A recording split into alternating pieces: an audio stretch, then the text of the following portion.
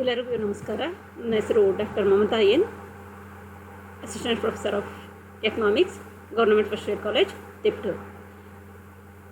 Dear students, I will discuss about today class importance of macroeconomics. Importance of macroeconomics. Importance, objectives and instruments of macroeconomics. Importance. Macroeconomics is important because it allows the public to understand the economy as a whole, facilitating decision relating to firms' fiscal policy and global economic policy. Macroeconomics gives academics, policymakers and other interested individuals a view into the relationship between factors such as unemployment, income and inflation. By studying trends in the macroeconomy, countries are able to prevent disasters such as recessions and depreciation.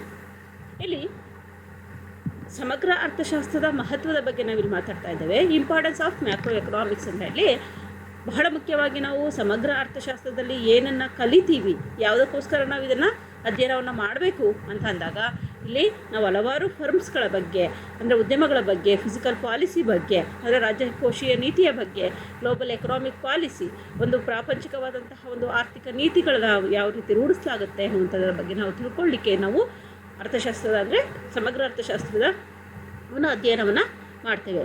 Macro economics gives academics, policy makers, ಅದರಲ್ಲಿ ನಾವು academic ಆಗಿ ಅಂದರೆ ಅಧ್ಯಯನಾತ್ಮಕವಾಗಿ, policy makers ನೀತಿಯಾತ್ಮಕವಾಗಿ, other interested individuals a view into the relationship between factors such as unemployment. ಇವತ್ತು ಏನು ಈ ಒಂದು ದೇಶದಲ್ಲಿರುವಂತಹ ಒಂದು ಪ್ರಮುಖವಾದಂತಹ ಸಮಸ್ಯೆ ನಿರುದ್ಯೋಗ, ಈ ನಿರುದ್ಯೋಗದ ಬಗ್ಗೆ, ಹಾಗೆ ಆದಾಯ ಮತ್ತು ಹಣದುಬ್ಬರದ ಬಗ್ಗೆ ಹಾಗೂ ನಾವು ಈ ಒಂದು ವಿಚಾರವನ್ನು ಅಂದರೆ ಸಮಗ್ರ ಅರ್ಥಶಾಸ್ತ್ರದಲ್ಲಿ ವಿಶೇಷವಾಗಿ ನಾವು ತಿಳ್ಕೊಳ್ಳುವಂತಹ ಒಂದು ಪ್ರಯತ್ನವನ್ನು ಮಾಡ್ತೇವೆ ಅನ್ನುವಂಥದ್ದು. ಇದರಲ್ಲಿ ಸಮಗ್ರ ಅರ್ಥಶಾಸ್ತ್ರ ಮಹತ್ವದಲ್ಲಿ ಮೊದಲನೇ ಅಂಶ functioning of an economy. Macro economic analysis is if Paramount importance in getting us an idea of the functioning of an economic system. It is very essential for a proper and accurate knowledge of the behavior pattern of the aggregative variables, as the description of a large and complex economic system is impossible in terms of numerous individual items. ಇಲ್ಲಿ ಪ್ರತಿಯೊಂದು ವಿಚಾರಗಳನ್ನು ಸಹ ನಾವು ಅಧ್ಯಯನ ಮಾಡಲ್ಲ, ಸಮಗ್ರವಾದಂತಹ ಒಂದು ಅಧ್ಯಯನವನ್ನು ಮಾಡ್ತೀವಿ. ಅಂದರೆ macroeconomic analysis of paramount importance in getting us an idea of the functioning. ಯಾವುದೇ ಒಂದು ಕಾರ್ಯವನ್ನು ನಾವು ಮಾಡಬೇಕಾದ್ರೆ, ಇಡೀ ಆರ್ಥಿಕ ವ್ಯವಸ್ಥೆಯ ಒಂದು ಪದ್ಧತಿಯ ಬಗ್ಗೆ ಅಧ್ಯಯನವನ್ನು ಮಾಡಬೇಕಾದ್ರೆ ಒಟ್ಟಾರೆಯಾಗಿ ನೋಡುವಂತಹ ಒಂದು ಪದ್ಧತಿಯನ್ನು ನಾವಿಲ್ಲಿ ನೋಡ್ತಾ ಇದ್ದೇವೆ. ಅಂದರೆ ಇಂಡಿವಿಜುವಲ್ ಆಗಿ ನೋಡೋದಿಲ್ಲ, ಇಲ್ಲಿ ಸಮಗ್ರವಾಗಿ ನಾವು ಆ ಒಂದು ಡಿಸಿಷನನ್ನು ಮಾಡ್ಕೊಳ್ತೇವೆ ಅಂತ. Second one, formulation of economic policies. Macroeconomics is of a great help in the formulation of economic policies. The days of laissez-faire or overrun government intervention in economic matters is an accomplished fact. Governments deal not with individuals but with groups and masses of individuals, thereby establishing the importance of macroeconomic studies. ಇಲ್ಲಿ formulation of economic policies ಅಂತ ಅಂದರೆ ನಾವು ಆರ್ಥಿಕ ತತ್ವಗಳನ್ನು ರೂಢಿಸ್ಕೊಳ್ಳುವಂಥದ್ದು, ಆರ್ಥಿಕ ತತ್ವಗಳನ್ನು ಯಾವ ರೀತಿ ಮಾಡ್ಕೊಳ್ತೀವಿ ಅಂತ. ಈ macro economic is a great help in the formulation of economic policy. ಅಂದರೆ ಯಾವುದೇ ರೀತಿಯ ಆರ್ಥಿಕ ತತ್ವಗಳನ್ನು ನಾವು ರೂಢಿಸ್ಕೊಳ್ಬೇಕು ಅಂತಂದರೆ ನಾವು ಸಮಗ್ರವಾಗಿ ಅಧ್ಯಯನವನ್ನು ಮಾಡ್ತೀವಿ. ಹಾಗಾಗಿ ಇದು ಬಹಳ ಮುಖ್ಯವಾದಂಥದ್ದು. The days of laissez faire or over government intervention in economic matters is an accomplished fact. ಅಂದರೆ ಇಲ್ಲಿ ನಾವು ಲೆಸೆಫೇರ್ ಪಾಲಿಸಿಯನ್ನು, ನಮಗೆಲ್ಲ ಗೊತ್ತಾಗಿದೆ ತಾಟಸ್ಥ್ಯ ನೀತಿ, ಅಂದರೆ ಸರ್ಕಾರ 1930ರವರೆಗೂ ಸಹ ಇಡೀ ಆರ್ಥಿಕ ವ್ಯವಸ್ಥೆ ಅಂದರೆ ಇಡೀ ಜಗತ್ತು ಏನಂತ ನಂಬ್ಕೊಂಡಿತ್ತು, ಸಾಂಪ್ರದಾಯಬದ್ಧ ಅಂಶಗಳೆಲ್ಲವೂ ನಿಜ ಅಂದ್ಕೊಂಡಿತ್ತು. ಸರ್ಕಾರ ಯಾವುದೇ ಆರ್ಥಿಕ ಚಟುವಟಿಕೆಗಳ ಮಧ್ಯಪ್ರವೇಶ ಮಾಡಬಾರ್ದು ಅಂದ್ಕೊಂಡಿತ್ತು. ಆದರೆ ಅದು ಸರಿಯಲ್ಲ ಅನ್ನುವಂಥದ್ದನ್ನು ತಿಳಿಸಿಕೊಟ್ಟಂಥದ್ದು ಮ್ಯಾಕ್ರೋ ಎಕನಾಮಿಕ್ಸ್, ಅಂದರೆ ಸಮಗ್ರ ಕೇನ್ಸ್ನ ಒಂದು ಉದ್ಯೋಗ ಸಿದ್ಧಾಂತ. ಹಾಗಾಗಿ the days laissez faire or over and government intervention in economic matters an accomplished fact. ಅಂದರೆ ಸರ್ಕಾರದ ಆರ್ಥಿಕ ಚಟುವಟಿಕೆಯಲ್ಲಿ ಸರ್ಕಾರ ಸಮಗ್ರವಾಗಿ ಅಧ್ಯಯನ ಅಂದರೆ ಭಾಗವಹಿಸಬೇಕು ಅನ್ನುವಂಥದ್ದು. Governments deal not with individuals but with groups and masses of individuals, thereby establishing the importance of macro economic studies. ನಾವು ಸರ್ಕಾರ ಅನ್ನುವಂಥದ್ದು ಯಾವುದೇ ಒಂದು ರೀತಿಯ ವೈಯಕ್ತಿಕವಾದಂತಹ ಅಂಶಗಳನ್ನು ಕುರಿತು ಅಧ್ಯಯನ ಮಾಡೋದಿಲ್ಲ. ಇಲ್ಲಿ ಒಟ್ಟಾರೆಯಾಗಿ ಅಂದರೆ ಒಟ್ಟು ಒಂದು ಗ್ರೂಪನ್ನು, ಒಂದು ಗುಂಪುಗಳನ್ನು ತೆಗೆದುಕೊಂಡು ಇಲ್ಲಿ ಅಧ್ಯಯನವನ್ನು ಮಾಡುವಂಥದ್ದನ್ನು ನೋಡ್ತೀವಿ. ಅದಕ್ಕೆ ಸಮಗ್ರ ಅರ್ಥಶಾಸ್ತ್ರ ಹೆಚ್ಚು ಮಹತ್ವವನ್ನು ನೀಡುತ್ತೆ. Third point, understanding macro economics. The study of macroeconomics is essential for the proper understanding of macroeconomics. No microeconomic law could be framed without a prior study of the aggregates. ಇಲ್ಲಿ ನಾವು ಮೈಕ್ರೋ ಎಕನಾಮಿಕ್ಸ್ನಲ್ಲಿ ಹೇಗೆ ಚಿಕ್ಕ ವಿಚಾರಗಳನ್ನು ಸಹ ಕೂಲಂಕುಷವಾಗಿ ಅಧ್ಯಯನವನ್ನು ಮಾಡ್ತಾ ಹೋಗ್ತೀವೋ ಆ ರೀತಿ ಇಲ್ಲಿ ನಾವು ಮಾಡೋದಿಲ್ಲ. ಕೇವಲ ಸಮಗ್ರ ಅರ್ಥಶಾಸ್ತ್ರದಲ್ಲಿ ಒಟ್ಟಾರೆಯಾಗಿ ನಾವು ಅಗ್ರಿಗೇಟ್, ಸರಾಸರಿಯಾಗಿ ಅಧ್ಯಯನವನ್ನು ಮಾಡೋದನ್ನು ನೋಡ್ತಾ ಇದ್ದೇವೆ. ಆ ಮೂಲಕ ನಾವು ಇಡೀ ಆರ್ಥಿಕ ವ್ಯವಸ್ಥೆಗೆ ಅದನ್ನು ಅನ್ವಯಿಸುವಂಥ ಒಂದು ಕೆಲಸವನ್ನು ಮಾಡ್ತೇವೆ ಅನ್ನುವಂಥದ್ದು. ನಾಲ್ಕನೇದು, understanding and controlling economic fluctuations ಅಂದರೆ ಏರಿಳಿತಗಳು. Economic fluctuations are a characteristic features of the capitalist form of society. ಬಂಡವಾಳಶಾಹಿತ್ವವಾದ ಒಂದು ಏನು ಸಮಾಜವಾದ ಅನ್ನುವಂಥದ್ದು ಇದೆಯೋ, ಇಲ್ಲಿ ಬಂಡವಾಳಶಾಹಿ ಸಮಾಜವಾದ ಅಂತ ಅನ್ನುವಂಥದ್ದು, ಇದರಲ್ಲಿ ಸಹಜವಾಗಿ ಆರ್ಥಿಕ ಚಟುವಟಿಕೆಗಳು ಏರಿಳಿತಗಳನ್ನು ಕಾಣ್ತವೆ. The theory of economic fluctuation can be understood and built up only with the help of macro economics. ಅದನ್ನು ಆ ಒಂದು ಅಂದರೆ ಏನು ಏರಿಳಿತಗಳಿದೆಯೋ ಈ ಏರಿಳಿತಗಳನ್ನು ತಿಳಿದುಕೊಂಡು ಅದಕ್ಕೆ ಪರಿಹಾರವನ್ನು ಕಡಲಿಕ್ಕೆ ನಮಗೆ ಸಮಗ್ರ ಅರ್ಥಶಾಸ್ತ್ರ ಅನ್ನುವಂಥದ್ದು ಬಹಳ ಮುಖ್ಯವಾಗಿ ನೆರವನ್ನು ನೀಡುತ್ತೆ. For year we have to take into consideration aggregate consumptions, aggregate savings, investment in the economy. ನಾವು ಒಟ್ಟಾರೆಯಾಗಿ ಹೇಳಿದಾಗ ನಾನು ಆಗಲೇ ಹೇಳಿದೆ, ಸರಾಸರಿ ಅನುಭವ, ಸರಾಸರಿ ಉಳಿತಾಯ, ಸರಾಸರಿ ಹೂಡಿಕೆ ಬಗ್ಗೆ ನಾವಿಲ್ಲಿ ತಿಳ್ಕೊಳ್ತೇವೆ. Thus we are let to analyse the causes of fluctuations in income, output and employment and make attempts to control them or at least to reduce the severity. ಅಂದರೆ ನಾವಿಲ್ಲಿ ಪ್ರಮುಖವಾಗಿ ಆದಾಯ ಮತ್ತು ಉತ್ಪನ್ನ ಹಾಗೂ ಉದ್ಯೋಗ ಅವಕಾಶಗಳನ್ನು ಕುರಿತು ನಾವಿಲ್ಲಿ ಹೆಚ್ಚು ಅಧ್ಯಯನವನ್ನು ಮಾಡ್ತೇವೆ ಅನ್ನುವಂತಹದ್ದು. 5ನೇ point, inflation and deflation. Inflation ಅಂತಂದರೆ ಇಲ್ಲಿ ಏನು ನಮಗೆಲ್ಲ ಗೊತ್ತಾ ಇದೆ, ಹಣದುಬ್ಬರ. ಡಿಫ್ಲೇಷನ್ ಅಂದರೆ ಕುಗ್ಗು ಪ್ರಸರಣ ಅಥವಾ ಹಣದಿಡಿತ ಅಥವಾ ಆರ್ಥಿಕ ಮುಗ್ಗಟ್ಟು. Macro economic approach is of utmost importance to analyze and understand the effects of inflation and deflation. Different sections of society are affected differently as a result of changes in the value of money. Macroeconomic analysis enable us to take certain steps to counteract the adverse influence of inflation and deflation. Macroeconomics ಅನ್ನುವಂಥದ್ದು ಇಲ್ಲಿ ನಾವು ಪ್ರಮುಖವಾಗಿ approach utmost importance to analyse the understand the effects of inflation and deflation. ಹಣದುಬ್ಬರ ಮತ್ತು ಹಣದಿಳಿತ ಇವುಗಳ ಬಗ್ಗೆ ಕುರಿತು ಅಧ್ಯಯನವನ್ನು ಮಾಡುತ್ತೆ. Different section of society are affected differently as a result of changes in value of money. ಹಣದ ಮೌಲ್ಯ ಯಾವ ರೀತಿ ಇಲ್ಲಿ ಏರಿಳಿತಕ್ಕೆ ಒಳಗಾಗುತ್ತೆ ಅನ್ನೋದನ್ನು ನಾವು ತಿಳ್ಕೊಳ್ತೇವೆ. ಉದಾಹರಣೆಗೆ ಹಣದುಬ್ಬರ ಇದ್ದಾಗ ಹಣದ ಮೌಲ್ಯ ಸಂಪೂರ್ಣವಾಗಿ ಕುಸಿಯುತ್ತೆ, ಅದು ಹಣದಿಳಿತಿದ್ದಾಗ ಹಣದ ಮೌಲ್ಯ ಹೆಚ್ಚಾಗುತ್ತೆ.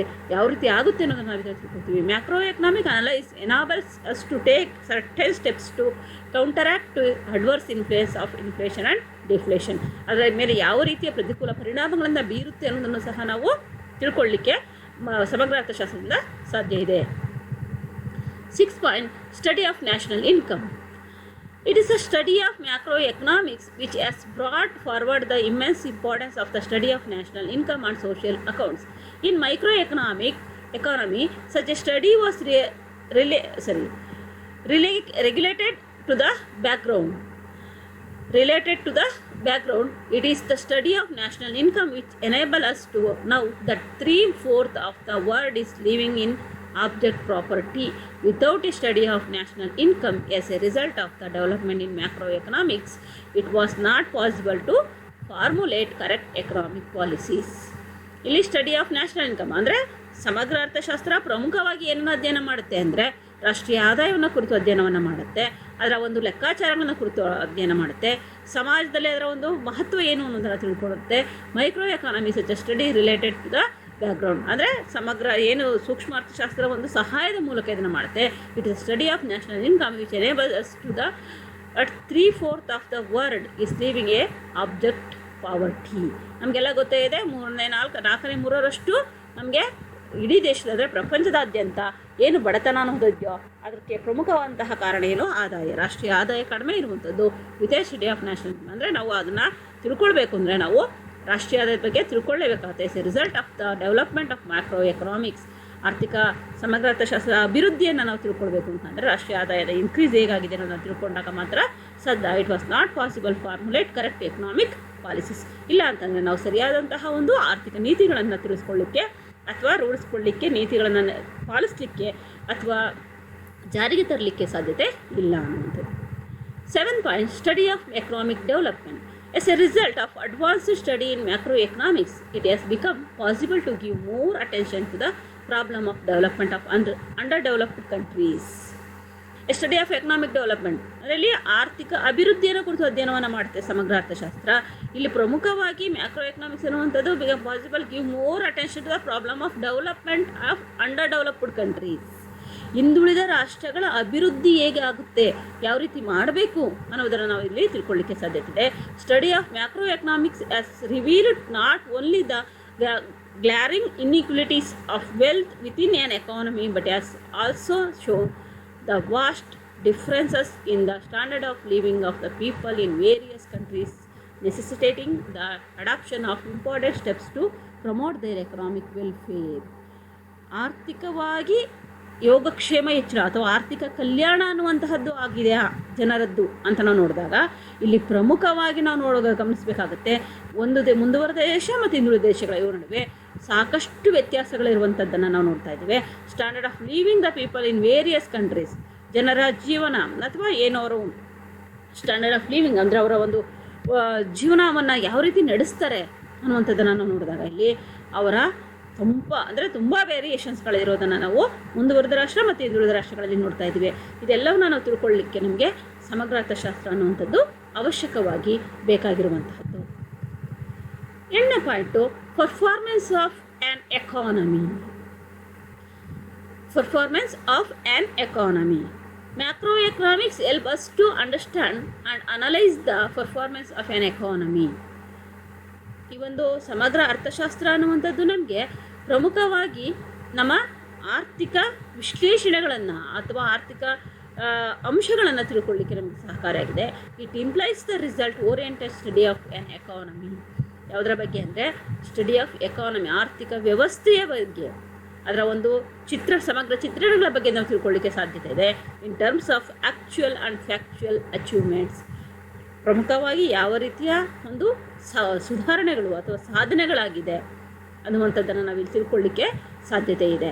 Gross national product of national income ಅಂದರೆ GNP ಅಥವಾ ನ್ಯಾಷನಲ್ ಇನ್ಕಮ್, ರಾಷ್ಟ್ರೀಯ ಆದಾಯ ಅನ್ನುವಂಥದ್ದು ಯಾವ ರೀತಿ ಒಟ್ಟು ರಾಷ್ಟ್ರೀಯ ಉತ್ಪನ್ನ ಅಥವಾ ರಾಷ್ಟ್ರೀಯ ಆದಾಯ ಅನ್ನುವಂಥದ್ದನ್ನು ನಾವಿಲ್ಲಿ ಅಳತೆ ಮಾಡಲಿಕ್ಕೆ estimates are used to measure the performance of an economy over time by comparing the production of goods and services in one period with that of the other periods. The composition of GNP gives information about the quantum of contribution of each sector of the economy to GNP. ಅಂದರೆ ಒಂದು ಅವಧಿಯಿಂದ ಮತ್ತೊಂದು ಅವಧಿಗೆ ಯಾವ ರೀತಿಯಲ್ಲಿ ರಾಷ್ಟ್ರೀಯ ಆದಾಯ ಅಥವಾ ರಾಷ್ಟ್ರೀಯ ಉತ್ಪನ್ನ ಅನ್ನುವಂಥದ್ದು ಹೆಚ್ಚಾಗಿದೆಯಾ ಅಥವಾ ಕಡಿಮೆ ಆಗಿದೆಯಾ, ಇವುಗಳನ್ನು ಸಮಗ್ರವಾದಂತಹ ಒಂದು ಅಂಶಗಳನ್ನು ನಾವು ತಿಳ್ಕೊಳ್ಳಿಕ್ಕೆ, ಯಾವ ಪ್ರಮಾಣದಲ್ಲಿ ಆಗಿದೆ ಅನ್ನೋದನ್ನು ತಿಳ್ಕೊಳ್ಳಿಕ್ಕೆ, ನಮಗೆ ರಾಷ್ಟ್ರೀಯ ಆದಾಯದ ಬಗ್ಗೆ ತಿಳ್ಕೊಳ್ಳಿಕ್ಕೆ ಅಥವಾ ಒಟ್ಟು ರಾಷ್ಟ್ರೀಯ ಉತ್ಪನ್ನದ ಬಗ್ಗೆ ತಿಳ್ಕೊಳ್ಳಿಕ್ಕೆ ನಮಗೆ ಸಮಗ್ರ ಅರ್ಥಶಾಸ್ತ್ರ ಅನ್ನುವಂಥದ್ದು ಅತಿ ಅವಶ್ಯಕವಾಗಿರುವಂತಹದ್ದು ಅಂತ. 9ನೇ point, nature of material welfare. Nature of material welfare. Macroeconomics enable us to study the nature and size of the material welfare of the nations. ಇಲ್ಲಿ ಮೆಟೀರಿಯಲ್ ಅಂದರೆ ಲೋಹಾತ್ಮಕವಾದಂಥದ್ದು, ಅಂದರೆ ಮೆಟೀರಿಯಲಿಸ್ಟಿಕ್ ಅಂತೀವಿ ನಾವು. ಅಂದರೆ ಇವನಿಗೇನು ಅರ್ಥ ಅಂದರೆ ಯಾಂತ್ರಿಕವಾದಂತಹದ್ದು ಅಂತ. ಈ ಯಾಂತ್ರಿಕವಾದ ಅಂದರೆ macro economics enable us to study the nature and size of the material welfare of the nation. ಯಾಂತ್ರೀಕೃತವಾದಂತಹ ಒಂದು ರಾಷ್ಟ್ರ ಆಗ್ಬಿಟ್ಟಿದೆ ನಮ್ಮ ರಾಷ್ಟ್ರ, ಅಂದರೆ ದೇಶಗಳು. ಯಾಕೆ ಅಂದರೆ study the nature and size ಅಂದರೆ ಅದರ ಒಂದು ಸ್ವರೂಪ ಮತ್ತು ಗಾತ್ರದಲ್ಲಿ ಅದು ಯಾಂತ್ರೀಕೃತವಾದಂತಹ ಒಂದು ರಾಷ್ಟ್ರಗಳಾಗಿದ್ದಾವೆ. The problem of measuring social welfare is not easy. ನಾವು ಹಾಗಾಗಿ ಆ ದೇಶದಲ್ಲಿರುವಂತಹ ಒಂದು ಸಾಮಾಜಿಕ ಯೋಗಕ್ಷೇಮವನ್ನು ಅಷ್ಟು ಸುಲಭವಾಗಿ ಪರಿಹಾರವನ್ನು ಅಂದರೆ ಅಲ್ಲಿರುವಂತಹ ಸಮಸ್ಯೆಗಳನ್ನು ಈಸಿಯಾಗಿ ನಾವು ತಿಳ್ಕೊಳ್ಳಿಕ್ಕಾಗಲಿ ಅಥವಾ ಅದನ್ನು ಪರಿಹಾರವನ್ನು ಮಾಡಲಿಕ್ಕಾಗಲಿ ಸಾಧ್ಯತೆ ಇಲ್ಲ. Even welfare economics does not help us. ಅಂದರೆ ಇಲ್ಲಿ ರಾಷ್ಟ್ರೀಯ ಅಭಿವೃದ್ಧಿ ಅರ್ಥಶಾಸ್ತ್ರ ಸಹ ಇಲ್ಲಿ ಅಷ್ಟೊಂದು ಪ್ರಮುಖವಾದಂತಹ ಪಾತ್ರ ವಹಿಸುತ್ತೆ. ಆದರೆ ಅದರಲ್ಲೂ ಅದು ಸಹ ಅಷ್ಟು ಪ್ರಮುಖವಾಗಿ ನಾಟ್ ಹೆಲ್ಪ್ ಅಸ್, ಅದು ಸಹ ಸಹಾಯವನ್ನು ಮಾಡೋದಿಲ್ಲ. Those who are interested in the material and social welfare of all must study problems in their macro economic settings. This adds to importance of macroeconomics because when the chief objective of the studies of economics is the welfare of entire society, ಇಡೀ ಒಂದು ಸಾಮಾಜಿಕ ವ್ಯವಸ್ಥೆಯ ಒಂದು ಯೋಗಕ್ಷೇಮವನ್ನು ಕಾಯ್ದುಕೊಳ್ಬೇಕಾಗಿರುವಂಥದ್ದು ಪ್ರಮುಖವಾದಂಥದ್ದು. ಅದರ ಬಗ್ಗೆ ಏನು ಅಂದರೆ ಕೆಲಸಗಳನ್ನು ಆಗಬೇಕು ಅನ್ನುವಂಥದ್ದನ್ನು ಇದು ತಿಳಿಸ್ಕೊಡುತ್ತೆ. Economics becomes the study of macro economics. ಅರ್ಥಶಾಸ್ತ್ರ ಅಂತ ಅಂದರೆ ನಾವು ಸಮಗ್ರ ಅರ್ಥಶಾಸ್ತ್ರ ಅನ್ನುವಂಥದ್ದಾಗಿ ನೋಡ್ತೇವೆ. 10ನೇ ಅಂಶ ಇನ್ಸೈಟ್ ಅಬೌಟ್ ಎಕನಾಮಿಕ್ ಥಿಯರಿ ಅಂತ. ಲಕ್ಷಣಗಳು ಅಂದರೆ ಎಕನಾಮಿಕ್ ಆರ್ಥಿಕ ಸಿದ್ಧಾಂತಗಳ ಒಂದು ಒಳಸುಳಿಗಳು. Comprehensive economics is also useful for gaining insights into economic theory. ಅದರ ಒಳಹರಿವುಗಳು ಅಥವಾ ಒಳ ಅಂಶಗಳನ್ನು ಏನಿದ್ದಾವೆ ಅನ್ನೋದನ್ನು ನಾವು ತಿಳ್ಕೊಳ್ಳಿಕ್ಕೆ ಸಾಧ್ಯತೆ ಇದೆ. Explain comprehensive economic is also useful for gaining insights into economic theory to pursue measures to address economic problems on theoretical ground. ಈ ಒಂದು ಥಿಯರಿಟಿಕಲ್ ಗ್ರೌಂಡ್ ಅಂದರೆ ಪ್ರಾಯೋಗಿಕವಾದ ಸೈದ್ಧಾಂತಿಕವಾದಂತಹ ಒಂದು ಅಂಶಗಳ ಆಧಾರದ ಮೇಲೆ ನಾವಿಲ್ಲಿ ಅದರ ಒಂದು ಮೆಷರ್ಸನ್ನು ಅಂದರೆ ಅಂಶಗಳನ್ನು ತಿಳ್ಕೊಳ್ಳಿಕ್ಕೆ, ಅದರ ಒಂದು ಅಳತೆಗಳನ್ನು ಮಾಪನಗಳನ್ನು ಮಾಡಲಿಕ್ಕೆ ಸಾಧ್ಯತೆ ಇದೆ ಅನ್ನುವಂಥದ್ದು. 11 point formulation of business cycle theories. Business cycles ನಮಗೆಲ್ಲ ಗೊತ್ತಾಗಿದೆ, ವ್ಯಾಪಾರ ಚಕ್ರಗಳು, ಅದರ ಸಿದ್ಧಾಂತಗಳ ಬಗ್ಗೆ ಎಲ್ಲ ನೋಡಿದಾಗ most of the theories of the industry cycle have been adapted in terms of integrated formulation. The business cycle and structural elements that make up the film are very complex and comprehensive. Accordingly, a comprehensive economic analysis help to characterize business cycles. ಇಲ್ಲಿ ಪ್ರಮುಖವಾಗಿ ನಾವು ಏನು business cycles ಅನ್ನುವಂತಹದ್ದಿದೆಯೋ, most of the theories of the industry cycle ಅಂದರೆ most of the theories of the industry ಅಂದರೆ ಹಲವಾರು ಪ್ರಮುಖವಾದಂತಹವಾಗಿ ನಾವು ನೋಡಿದಾಗ ಹಲವಾರು ಕೈಗಾರಿಕೆಗಳಲ್ಲಿ ಈ ಒಂದು ಬಿಸ್ನೆಸ್ ಸೈಕಲ್ಸ್ ಅಂದರೆ ವ್ಯಾಪಾರ ಚಕ್ರಗಳು ಅನ್ನುವಂಥದ್ದು ಪ್ರಮುಖವಾಗಿ ಕಂಡುಬರುತ್ತೆ. The business cycle and structural elements that make film are very complex and comprehensive. ಸಾಮಾನ್ಯವಾಗಿ ಅಂದರೆ ಇರುವಂತಹದ್ದಿದ್ದು. Accordingly comprehensive economic analysis help us characterise business cycles. 12th point the study of economic system and international comprehension. Comprehensive economics facilitates the study of economies of different countries. It is also helpful to comprehensive between internationally such things as income, consumption, savings and growth development. ಈ ಒಂದು ನಾವು international ಕಂಪ್ಯಾರಿಸನನ್ನು ಮಾಡುವಂಥದ್ದು, ಬೇರೆ ಅಂದರೆ ಹೋಲಿಕೆಯನ್ನು ಮಾಡುವಂಥದ್ದು. ಅಂತಾರಾಷ್ಟ್ರೀಯವಾಗಿ ಹೋಲಿಕೆಯನ್ನು ಮಾಡಬೇಕಾದ್ರೆ ಪ್ರಮುಖವಾಗಿ ಆದಾಯ, ಉಳಿತಾಯ, ಅನುಭೋಗ, ಹೂಡಿಕೆ ಮತ್ತು ಇಲ್ಲಿ ಬೆಳವಣಿಗೆಯನ್ನು, ಇವುಗಳ ಬಗ್ಗೆ ನಾವು ಹೋಲಿಕೆಯನ್ನು ಮಾಡಿ ನೋಡಲಿಕ್ಕೂ ಸಹ ನಮಗೆ ಸಮಗ್ರ ಅರ್ಥಶಾಸ್ತ್ರ ಅನ್ನುವಂಥದ್ದು ಅತಿ ಅವಶ್ಯಕವಾಗಿ ಬೇಕಿರುವಂಥದ್ದು. ಇದಿಷ್ಟು importance of macro economics. Next ಪಾರ್ಟಲ್ಲಿ ನಮಗೆ ಮ್ಯಾಕ್ರೋ ಎಕನಾಮಿಕ್ ಪಾಲಿಸಿ ಆಬ್ಜೆಕ್ಟಿವ್ಸ್ ಅಂತ ಇದೆ. ಇಲ್ಲಿ ಪ್ರಮುಖವಾಗಿ ಈ ಒಂದು ಸಮಗ್ರ ಅರ್ಥಶಾಸ್ತ್ರದ ಒಂದು ಉದ್ದೇಶಗಳು ಏನು, ಸಮಗ್ರ ಆರ್ಥಿಕ ನೀತಿಯ ಉದ್ದೇಶಗಳೇನಪ್ಪ, ಆಬ್ಜೆಕ್ಟಿವ್ಸ್ ಏನಪ್ಪ ಅಂತಂದರೆ, first one full employment. The macro economic policy objectives are the following. Full employment is the first. ಅಂದರೆ ಪ್ರಮುಖವಾಗಿ ಸಮಗ್ರ ಅರ್ಥಶಾಸ್ತ್ರದ ಪ್ರಮುಖ ಉದ್ದೇಶ ಏನಪ್ಪ ಅಂದರೆ ಪೂರ್ಣೋದ್ಯೋಗ ಅನ್ನುವಂಥದ್ದು. ಸೆಕೆಂಡ್ ಪಾಯಿಂಟ್ ಪ್ರೈಸ್ ಸ್ಟೆಬಿಲಿಟಿ, ಬೆಲೆಗಳ ಸ್ಥಿರತೆ. ಥರ್ಡ್ ಪಾಯಿಂಟ್ ಎಕನಾಮಿಕ್ ಗ್ರೋತ್, ಆರ್ಥಿಕ ಬೆಳವಣಿಗೆ. Fourth point balance of payments, equilibrium and exchange rate stability ಅಂದರೆ ಪಾವತಿ ಶಿಲ್ಕಿನ ಸಮತೋಲನ. ಫಿಫ್ತ್ ಒನ್ ಸೋಷಿಯಲ್ ಅಬ್ಜೆಕ್ಟಿವ್ಸ್, ಸಾಮಾಜಿಕ ಉದ್ದೇಶಗಳು. ಇವು ಪ್ರಮುಖವಾಗಿ ಈ 5 ಅಂಶಗಳು ಈ ಒಂದು ಮ್ಯಾಕ್ರೋ ಎಕನಾಮಿಕ್ಸ್ನ ಅಥವಾ ಸಮಗ್ರ ಅರ್ಥಶಾಸ್ತ್ರದ ನೀತಿಗಳ ಅಥವಾ ಉದ್ದೇಶಗಳಾಗಿರುತ್ತೆ. First one full employment. Performance of any government is judged in terms of goals of achieving full employment and price stability. These two many may be called the key indicators of health of an economy. In other words, modern governments aim at reducing both unemployment and inflation rates. ಇಲ್ಲಿ full employment ಅಂತಂದರೆ ಪ್ರಮುಖವಾಗಿ ಸರ್ಕಾರಗಳು ಪ್ರಮುಖವಾಗಿ ಇವತ್ತು ಏನು ಮಾಡಬೇಕಾಗಿದೆ ಅಂದರೆ ಅಂದರೆ ಉದ್ಯೋಗವನ್ನು ಮಾಡುವಂತಹ ಪ್ರತಿಯೊಬ್ಬರಿಗೂ ಇಚ್ಛಿಸುವಂಥವ್ರಿಗೆ ಎಲ್ಲರಿಗೂ ಉದ್ಯೋಗಾವಕಾಶಗಳನ್ನು ಕ್ರಿಯೇಟ್ ಮಾಡಿಕೊಡ್ಬೇಕು. ಜೊತೆಗೆ ನಿರುದ್ಯೋಗವನ್ನು ಕಡಿಮೆ ಮಾಡಬೇಕು ಮತ್ತು ಇನ್ಫ್ಲೇಷನ್ ರೇಟ್ಸನ್ನು ಕಡಿಮೆ ಮಾಡಬೇಕು ಅಂತ. Both unemployment and inflation rates ಇವನ್ನ ಕಡಿಮೆ ಮಾಡುವಂತಹ ಪ್ರಮುಖ ಉದ್ದೇಶಗಳನ್ನು ಇಟ್ಕೊಂಡಿದೆ. Unemployment refers to involuntary idleness of mainly labour force and other productive resource. ಇಲ್ಲಿ ಪ್ರಮುಖವಾಗಿ ಅನ್ಎಂಪ್ಲಾಯ್ಮೆಂಟ್ ಅಂದರೆ ಏನಪ್ಪ ಅಂತಂದರೆ ಐಡ್ಲ್ನೆಸ್ ಅಂದರೆ ಸುಮ್ಮನೆ ಇದ್ಬಿಡುವಂಥದ್ದು. ಮೇನ್ಲಿ ಲೇಬರ್ ಫೋರ್ಸ್, ಅದರಲ್ಲೂ ಯಾವುದರಲ್ಲಿ ಅಂತಂದರೆ ಕಾರ್ಮಿಕರ ಒಂದು ಇದನ್ನು ನೋಡಿದಾಗ ಪ್ರೊಡಕ್ಟಿವ್ ರಿಸೋರ್ಸ್ ಅಂತ ಇದ್ದಾಗ, ಅಂದರೆ ಉತ್ಪಾದಕವಾದಂತಹ ಒಂದು ಸಂಪನ್ಮೂಲಗಳಿದ್ದಾಗಿ ಸಹ ಇಲ್ಲಿ ಉದ್ಯೋಗಾವಕಾಶಗಳು ಇಲ್ಲದಲೇ ಇರುವಂಥದ್ದು. Unemployment is closely related the economies aggregate output. ಇದು ಸಂಪೂರ್ಣವಾಗಿ ಯಾವುದಕ್ಕೆ ಅಂತಂದರೆ ಉತ್ಪನ್ನಕ್ಕೆ. Higher the unemployment rate, greater the divergence between actual aggregate output and potential output. So one of the objectives of macroeconomic policy is to ensure full employment. ಹಾಗಾಗಿ ನಾವಿಲ್ಲಿ ಪ್ರಮುಖವಾಗಿ full ಎಂಪ್ಲಾಯ್ಮೆಂಟ್ಗೆ ಹೆಚ್ಚಿನ ಆದ್ಯತೆಯನ್ನು ಕೊಡಬೇಕು ಅನ್ನುವಂಥದ್ದು. ಎರಡನೇದು price stability. No longer the attainment of full employment considered as a macroeconomic goal. The emphasis has shifted to price stability. By price stability we must not mean an unchanging price level over time. ನಮಗೆಲ್ಲ ಗೊತ್ತಿದೆ ಬೆಲೆಗಳಲ್ಲಿ ಸಿಕ್ಕಾಬಟ್ಟೆ ಏರಿಳಿತಗಳಾಗ್ತಾ ಇರುತ್ತೆ. ಅದರಲ್ಲೂ ಸಹ macro economic ಲೆವೆಲನ್ನು ನೋಡಿದಾಗ ಈ ಒಂದು ಫುಲ್ ಎಂಪ್ಲಾಯ್ಮೆಂಟ್ ಅನ್ನುವಂಥದ್ದನ್ನು ನಾವು ನೋಡಿದಾಗ ತುಂಬಾ ವೇರಿಯೇಷನ್ಗಳಾಗೋದನ್ನು ನೋಡ್ತಾ ಇದ್ವಿ. By price stability we must not mean unchanging price level over time. ಅಲ್ಲ, ಎಲ್ಲ ವಿಷಯ ಅಂದರೆ ಎಲ್ಲ ವಿಧಗಳಲ್ಲೂ ಎಲ್ಲ ಸಮಯದಲ್ಲೂ ಸಹ ಇದು ಬದಲಾವಣೆಗಳಿಗೆ ಒಳಗಾಗ್ತಾ ಇರುತ್ತೆ. Not necessary but price increase in unwelcome, particularly if it is restricted within a reasonable limit. ಅಂದರೆ ಇದನ್ನು ಸಾಕಷ್ಟು ಕಡಿಮೆ, ಅಂದರೆ ಈ ಒಂದು ಏರಿಳಿತಗಳಾಗೋದನ್ನು ತಡಿಬೇಕು. In other words, price fluctuation of a longer degree are always unwelcome. However, it is difficult again to define the permissible or reasonable rate of inflation, but sustained increase in price level as well as falling price level produce destabilizing effects of the economy. ಅಂದರೆ ಈ ಒಂದು ಬೆಲೆಗಳ ಏರಿಳಿತ ಅನ್ನುವಂಥದ್ದು ಇಡೀ ಒಂದು ಎಕಾನಮಿನೇ ಅಳ್ಳಾಡಿಸುವಂತಹ ಒಂದು ಶಕ್ತಿಯನ್ನು ಉಳ್ಳುವಂಥದ್ದು. ಹಾಗಾಗಿ ಇದನ್ನು ತಡೆಯುವಂತಹ ಕೆಲಸವನ್ನು ಅಂದರೆ ಸ್ಥಿರತೆಯನ್ನು ಕಾಯ್ದುಕೊಳ್ಬೇಕು ಬೆಲೆಗಳಲ್ಲಿ ಎನ್ನುವಂಥದ್ದು. Therefore one of the objective of macro economic policy is to ensure price level of stability. This goal prevent not only economic fluctuation but also help us in attainment of a steady growth of economy. ಈ ಒಂದು ಆರ್ಥಿಕ ಬೆಳವಣಿಗೆಗೂ ಸಹ ಇದು ಸಹಕಾರಿಯಾಗುತ್ತೆ. ಹಾಗಾಗಿ ಆರ್ಥಿಕ ಬೆಳೆಗಳಲ್ಲಿ ಸಹಕಾರಿಯಾಗಬೇಕು ಅನ್ನೋಂಥದ್ದನ್ನು ನಾವೇನು ಮಾಡಬೇಕು, ಬೆಲೆಗಳಲ್ಲಿ ಅಂದರೆ ಪ್ರಮುಖವಾಗಿ ಬೆಲೆಗಳಲ್ಲಿ ಸ್ಥಿರತೆಯನ್ನು ತರಬೇಕು ಅನ್ನುವಂಥದ್ದು. ಮೂರನೇದು economic growth.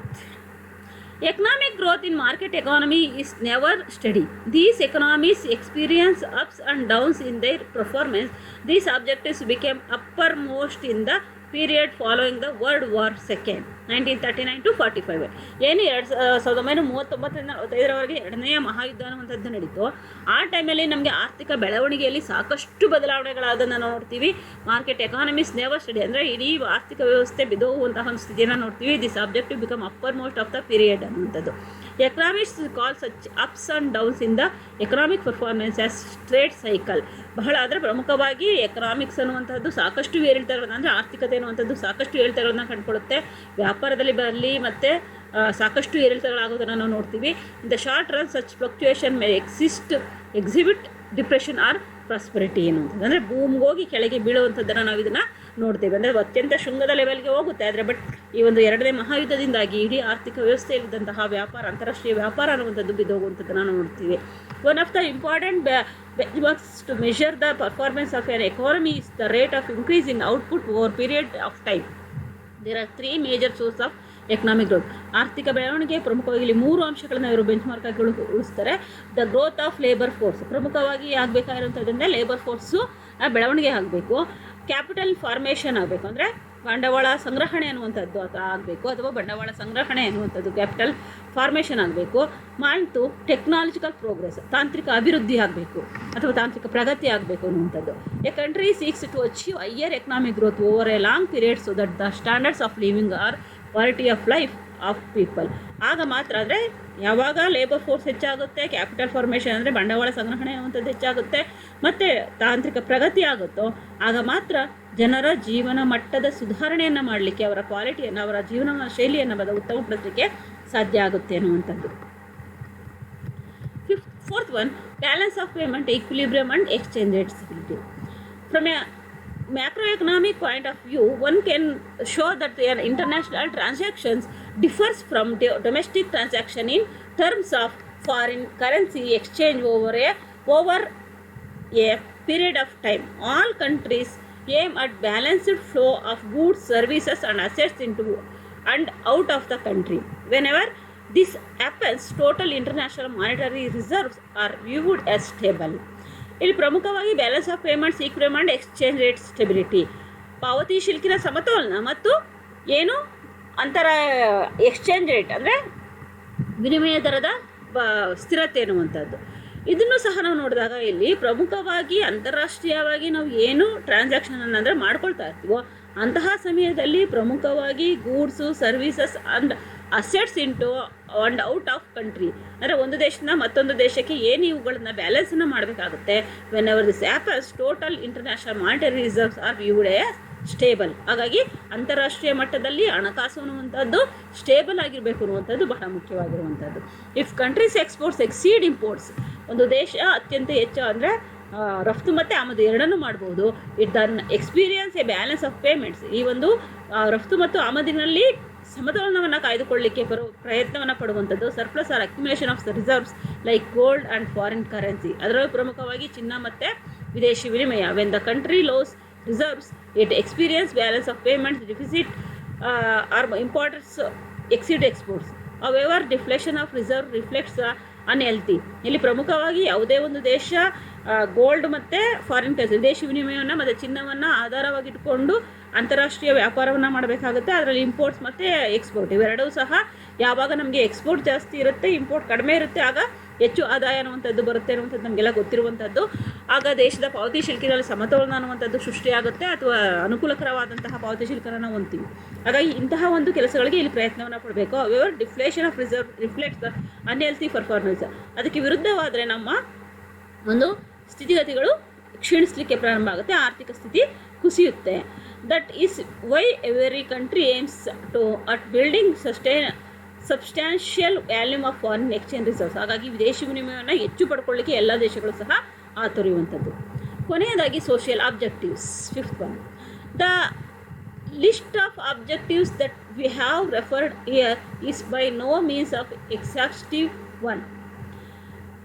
One can add more in the list when we have incorporated the major ones. Macroeconomic policy is also used to attain some social ends or social welfare.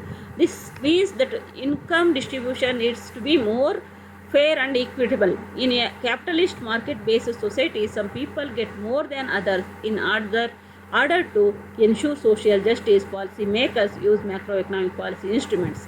The list of objectives that we have referred there, ಅಂದರೆ ಇಲ್ಲಿ ಪ್ರಮುಖವಾಗಿ ನಾವು social objectives ಅಂದರೆ ಸಾಮಾಜಿಕ ಉದ್ದೇಶಗಳ ಬಗ್ಗೆ ಸಹ ಇಲ್ಲಿ ಹೆಚ್ಚು ಆದ್ಯತೆಯನ್ನು ಕೊಡಬೇಕಾಗುತ್ತೆ. ಯಾವುದೇ ಅಂದರೆ ಒಂದು ದೇಶದ ಸಮಗ್ರ ನೀತಿಗಳನ್ನು, ಸಮಗ್ರ ಆರ್ಥಿಕ ನೀತಿಗಳನ್ನು ರೂಪಿಸ್ಕೊಳ್ಬೇಕಾದ್ರೆ ನಮಗೆ ಪ್ರಮುಖವಾಗಿ ಇಲ್ಲಿ ಬಂಡವಾಳ ಅನ್ನುವಂಥದ್ದು, ಮಾರುಕಟ್ಟೆಗಳ ಎನ್ನುವಂಥದ್ದನ್ನು ಮಾರುಕಟ್ಟೆ ಬೇಸ್ಡ್ ಆಧಾರದ ಮೇಲೆ ನಾವು ಸೊಸೈಟಿಯನ್ನು ನೋಡ್ತಾ ಇದ್ದೀವಿ. ಹಾಗಾಗಿ ಇಲ್ಲಿ ಜಸ್ಟಿಸನ್ನು ಮಾಡಬೇಕಾದ್ರೆ ಸೋಷಿಯಲ್ ಜಸ್ಟಿಸ್ ಅಂದರೆ ಸಾಮಾಜಿಕ ನ್ಯಾಯವನ್ನು ಕಾಪಾಡಬೇಕಾಗುತ್ತೆ, ಪಾಲಿಸಿ ಮೇಕರ್ಸನ್ನು ನಾವು ಯೂಸ್ ಮಾಡ್ಕೊಳ್ಬೇಕಾಗುತ್ತೆ. ಹಾಗಾಗಿ ಇಂತಹ ಸಮಯದಲ್ಲಿ ಸೋಷಿಯಲ್ ಆಬ್ಜೆಕ್ಟಿವ್ಸ್ ಅನ್ನುವಂಥದ್ದು ಮ್ಯಾಕ್ರೋ ಎಕನಾಮಿಕ್ಸ್ನಲ್ಲಿ ಪ್ರಮುಖವಾಗಿ ಮುಖ್ಯವಾದಂಥದ್ದು. We can add another social objective in our list. This is the goal of economic freedom. ಪ್ರಮುಖವಾಗಿ ಆರ್ಥಿಕತೆಯಲ್ಲಿ ಫ್ರೀಡಮ್ ಇರಬೇಕು, ಅಂದರೆ ಗುರಿ, ಆರ್ಥಿಕ ಗುರಿಯಲ್ಲಿ ಏನಾಗಿರಬೇಕು, ಫುಲ್ ಫ್ರೀಡಮ್ ಇರಬೇಕು. This is characterised by the right of taking economic decision by my individual. ಯಾಕೆಂದರೆ ನಾವು ಆರ್ಥಿಕ ಒಂದು ಅಂಶಗಳ ಬಗ್ಗೆ ಡಿಸಿಷನ್ ಅಂದರೆ ನಿರ್ಧಾರಗಳನ್ನು ತೆಗೆದುಕೊಳ್ಬೇಕಾದ್ರೆ ಇದು ಸಹಕಾರಿಯಾಗುತ್ತೆ ಅನ್ನುವಂಥದ್ದು. Next, macro economic policy instruments. 5 ಉದ್ದೇಶಗಳನ್ನು ನೋಡಿದ್ವಿ, ಈಗ ಅದರ ಪಾಲಿಸಿ ಇನ್ಸ್ಟ್ರೂಮೆಂಟ್ಸನ್ನು ನೋಡೋಣ. Yes, macro economic policy instruments. Yes, our macro economic goals are not typically confined to full employment, price stability, rapid growth, BOP ಅಂದರೆ balance of payment equilibrium and stability in foreign exchange rate. So our macro economic policy instruments include monetary policy. ಯಾವೆಲ್ಲ ಈ ಒಂದು macro economic ಪಾಲಿಸಿನಲ್ಲಿ ಏನೆಲ್ಲ instruments ಬರುತ್ತೆ ಅಂದರೆ, ಒಂದು full employment ಅನ್ನುವಂಥದ್ದು, ಇನ್ನೊಂದು ಪ್ರೈಸ್ ಸ್ಟೆಬಿಲಿಟಿ ಸ್ಥಿರತೆ ಅನ್ನುವಂಥದ್ದು, ಬೆಲೆಗಳಲ್ಲಿ ಸ್ಥಿರತೆ ಅನ್ನುವಂಥದ್ದು, ರ್ಯಾಪಿಡ್ ಗ್ರೋತ್ ಅಂದರೆ ಅತ್ಯಧಿಕ ಬೆಳವಣಿಗೆ ದರ, ಮತ್ತು ಪಾವತಿ ಶುಲ್ಕದ ಸಮತೋಲನ, ಮತ್ತು ವಿದೇಶಿ ವಿನಿಮಯದ ಒಂದು ದರ, ಇವುಗಳು ಪ್ರಮುಖವಾಗಿರುತ್ತೆ. ಇನ್ಸ್ಟ್ರೂಮೆಂಟ್ಸ್ ಇನ್ಕ್ಲೂಡ್ ಮಾನಿಟರಿ ಪಾಲಿಸಿ, ಅದರಲ್ಲೂ ಸಹ ಆರ್ಥಿಕ ನೀತಿಗಳು, ಫಿಸ್ಕಲ್ ಪಾಲಿಸಿ ರಾಜಕೋಶ ನೀತಿ, income policy in a narrow sense but in border sense. These instruments should include policy relating to labor, tariff, agriculture, anti-monopoly and other relevant ones that influence the macroeconomic goals of country. ಆ ಒಂದು ದೇಶದ ಪ್ರಮುಖವಾಗಿ ಇವೆಲ್ಲವುಗಳು ಇರಬೇಕು ಅಂದರೆ ಆರ್ಥಿಕವಾಗಿ ಅಭಿವೃದ್ಧಿ ಆಗಬೇಕು, full employment ಇರಬೇಕು, ಪ್ರೈಸ್ ಸ್ಟೆಬಿಲಿಟಿ ಇರಬೇಕು, ಬ್ಯಾಲೆನ್ಸ್ ಆಫ್ ಪೇಮೆಂಟಲ್ಲಿ ಸ್ಟೆಬಿಲಿಟಿ ಇರಬೇಕು, ಫಾರಿನ್ ಎಕ್ಸ್ಚೇಂಜಲ್ಲಿ ಹೆಚ್ಚಿಗೆ ಇರಬೇಕು, ಇವೆಲ್ಲವೂ ಇರಬೇಕು ಅಂತಂದರೆ ಪ್ರಮುಖವಾಗಿ ಏನಾಗಿರಬೇಕು ಅಂತಂದರೆ ಇಲ್ಲಿ ಪಾಲಿಸಿ, ಫಿಸ್ಕಲ್ ಪಾಲಿಸಿನೂ ಚೆನ್ನಾಗಿರಬೇಕು, ಮಾನಿಟರಿ ಪಾಲಿಸಿನೂ ಸಹ ನಾವು ಒಳ್ಳೆಯದು ಪಾಲಿಸಿಗಳನ್ನ ಹಾಕ್ಕೊಳ್ಬೇಕು. ಅದಕ್ಕೆ ಬೇಕಾದಂತಹ ಪ್ರಮುಖವಾಗಿ ಇನ್ಸ್ಟ್ರೂಮೆಂಟ್ಸ್ ಏನಪ್ಪ ಅಂದರೆ ಲೇಬರು ರಿಲೇಟೆಡ್ ಆದರೆ ಲೇಬರ್ ನಮಗೆ ಒಳ್ಳೆ ಅಂದರೆ ಒಂದು ಉತ್ತಮವಾದಂತಹ ಲೇಬರ್ ಅನ್ನುವಂಥದ್ದು ಇರಬೇಕು, ಟ್ಯಾರಿಫ್ ಅಂದರೆ ತೆರಿಗೆ ಪದ್ಧತಿ ಅನ್ನುವಂಥದ್ದು ಇರಬೇಕು, ಕೃಷಿ ಅನ್ನುವಂಥದ್ದು ಇರಬೇಕು, ಆ್ಯಂಟಿ ಮೊನೋಪಲಿ ಇವೆಲ್ಲವೂ ಸಹ ಪ್ರಮುಖವಾಗಿ ಉತ್ತಮವಾದಂತಹ ರೀತಿಯಲ್ಲಿದ್ದಾಗ ನಮ್ಮ ಪಾಲಿಸಿ ಇನ್ಸ್ಟ್ರೂಮೆಂಟ್ಸ್ ಸಹ ಉತ್ತಮವಾಗಿರುತ್ತೆ ಅನ್ನುವಂಥದ್ದು. Confining our attention is in a restricted way intend to consider two types of policy instruments to ಇಲ್ಲಿ ಪ್ರಮುಖವಾಗಿ 2 ವಿಧದ ಇನ್ಸ್ಟ್ರೂಮೆಂಟ್ಸನ್ನು ಪಾಲಿಸಿ ಇನ್ಸ್ಟ್ರೂಮೆಂಟ್ಸನ್ನು ನಾವು ನೋಡ್ತೀವಿ. Joints of the industry, monetary policy and physical policy. ಇಲ್ಲಿ ಕ್ರೆಡಿಟ್ ಮತ್ತು ಬಜೆಟರಿಗೆ ಸಂಬಂಧಪಟ್ಟಂತೆ ಜಾಯಿಂಟ್ಸ್ ಆಫ್ ಇಂಡಸ್ಟ್ರಿ ಅನ್ನುವಂಥದ್ದು ಒಂದು. This two policies are employed toward altering, ಅದು ಒಂದು ಕ್ರೆಡಿಟ್, ಇನ್ನೊಂದು ಬಜೆಟರಿ. ಇಲ್ಲಿ ಪ್ರಮುಖವಾಗಿ ಜಾಯಿಂಟ್ಸ್ ಇಂಡಸ್ಟ್ರೀಸ್ಗೆ types of policy instruments, two joints of the industry, monetary, credit and policy, physical. Joints of industry ಇನ್ನೊಂದು, ಪಾಲಿಸಿ ಆ್ಯಂಡ್ ಫಿಸಿಕಲ್ ಪಾಲಿಸಿ ಎನ್ನುವಂಥದ್ದು.